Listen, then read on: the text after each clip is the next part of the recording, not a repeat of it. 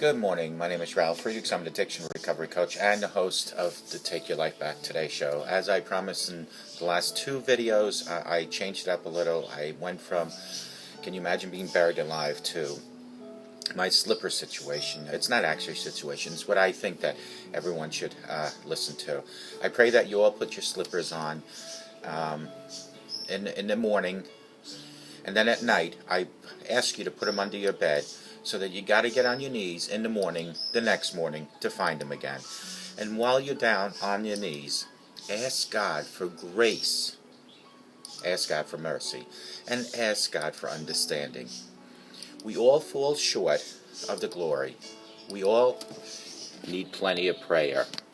Pray that we go to people out there. Touch somebody today. Just keep praying that. Pray, God, somebody out there needs me today. Receiving gifts should not be abused, and while it was good to have money here and there, I warn you against abusing your gifts for material wealth. And we all have a very unique gift to go out and touch people, to affect people, to understand that gift. We need to protect that gift. We need to appreciate that gift. We need to utilize that gift, and we need not to abuse that gift. We need to let go of our materialistic things in life. You'll never see a U-Haul behind a hearse. Now, I've been blessed to make a fair living in my life, but I can't take any of it with me, and neither can you. It's not how much that you have. It's what you do with what you have. Listen to those words. It's not how much you have. It's what you do with what you have. I want to talk about Larry Geis, who's an addiction recovery coach, a life coach.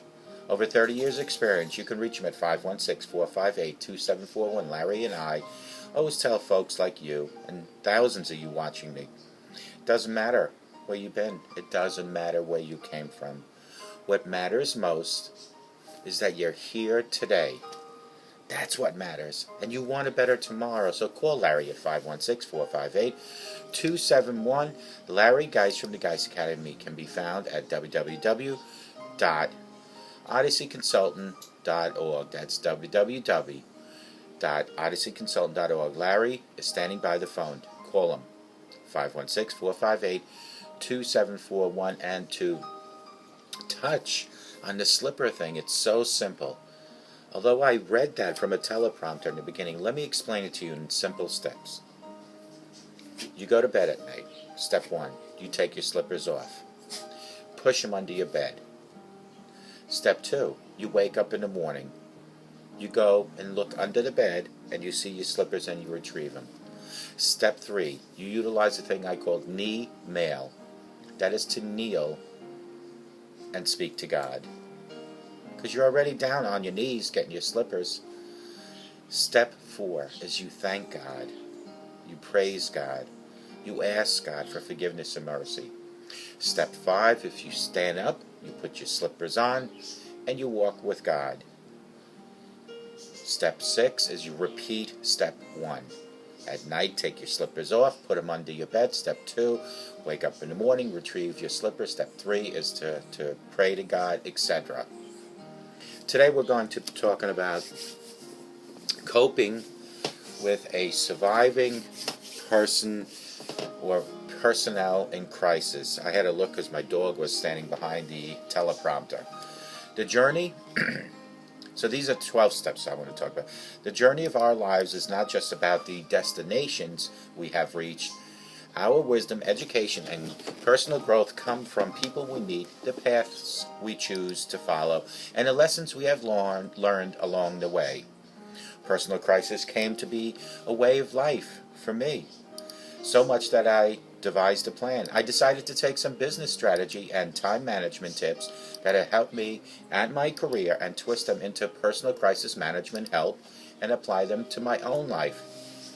To the quest for my survival over the last 15 years, I have often seen how life and business intersect, so I became more aware and came up with a plan, and it seems perfect for me, folks.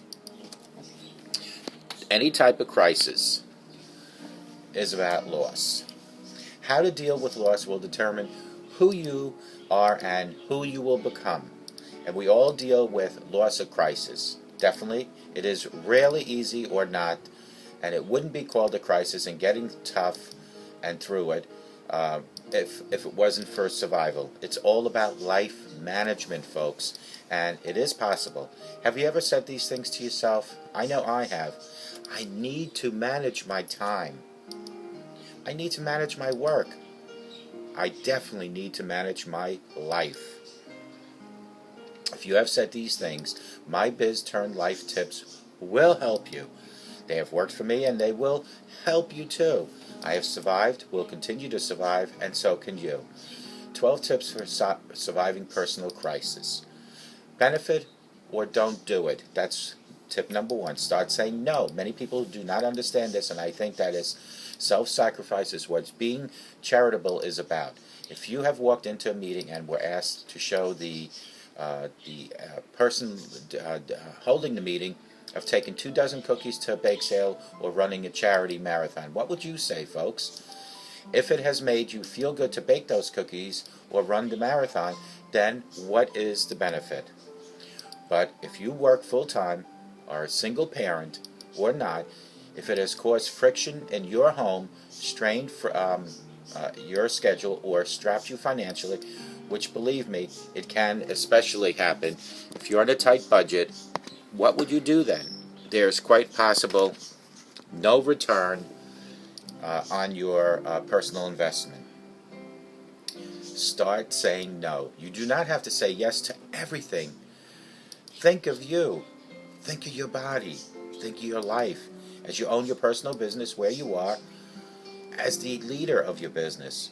Saying no isn't being selfish. It is taking control and managing your life. Number 2 is be mindful of how much time you spend doing one thing. Just like you wouldn't spend your whole workday in your email inbox or cursing through your YouTube videos, you shouldn't spend too much time on just any one thing, like drinking or smoking or eating, not eating or exercising too much, or lying in bed all day. Get up, get balance, promote yourself. Find your balance and hang on to it. I usually go for a walk, or I possibly might take a bike ride. And then I start feeling small amounts of stress just leaving my body. Experience has shown me how escalation occurs when I learn to prevent it. When in doubt, always refer to step number 1 that I told you, or I should say tip number 1. Number 3, avoid social addiction. Some have claimed that Facebook and the endless stream of self-promotion can lead to depression. I don't see it, but I also don't hang out on Facebook all day. It might seem like I do, but I don't. I usually just go on in the morning and then I go on at night. I have found the balance I need to go and get sucked into the virtual world, but also get to work done that I need to get done in multiple social challenge and email accounts. Online communication we have today is probably the most rapid communication line. Pick up the phone every once in a while and call a real-life person. You'd be surprised how great it feels to step away from the keyboard and just breathe. More and more people are ditching their social profiles. Don't expect this from me, because I utilize that to promote my show. I work on advertising and everything via social networking. Number 4 is keep a calendar. And by keeping a calendar, I mean keep a calendar schedule for your day. Schedule the hours and minutes if you have to. Just like I tell people when you're going through recovery, and usually people say to go 24 hours at a time. I say sometimes you need to break that up into 3 intervals of 8. Just stick to having a schedule, write down everything you need to do, and go from there. If you do grocery shopping, put on your calendar Mondays to groceries, Tuesday visit grandma, Wednesdays go to the library, Thursdays get a donut, Friday post office, and pay bills. It works for me. Set a schedule and stick to it. Do whatever you have to do. Get an old school paper or wall calendar, or use online version with alerts and reminders if you need. I actually use both, old school and online. Gentle reminder. These tips have worked for me as preparation to cope with during personal crisis. They should work for you if you follow them. Number 5 is write down your goals. We are told this often. Goals are not the same as dreams and are not like calendar markings. Goals are things that you want to achieve. Like my goal at one time, when I started doing these videos, was to have 500 videos. Then I increased that goal when I reached that plateau of 500, and I went to 1,000. Here I am at 1,200 videos, almost 3 years later. Writing goals down forces you to give the words, and words give your goals power. And given your goals power, you are able to see the potential of goals attained. Plan them out, figure out what you need to do to reach them, and then when you have reached them, say, wow, I made it. Number 6 is put your mobile device away. Your mobile device keeps you attached to more drama than you really need.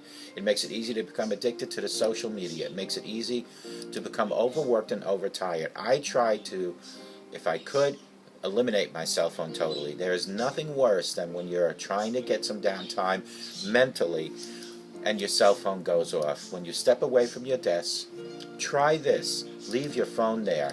I know it's crazy. You might miss that phone call, that telemarketer, or something even important, but do you know that most people will leave their identification and money at their desk when they step away? Why not do the same with your phone? Just turn it off for a couple hours a day. You don't need to be connected to everyone every second of every day. Folks, if you turn your phone back on and there are messages, you respond to those messages. Simple as that.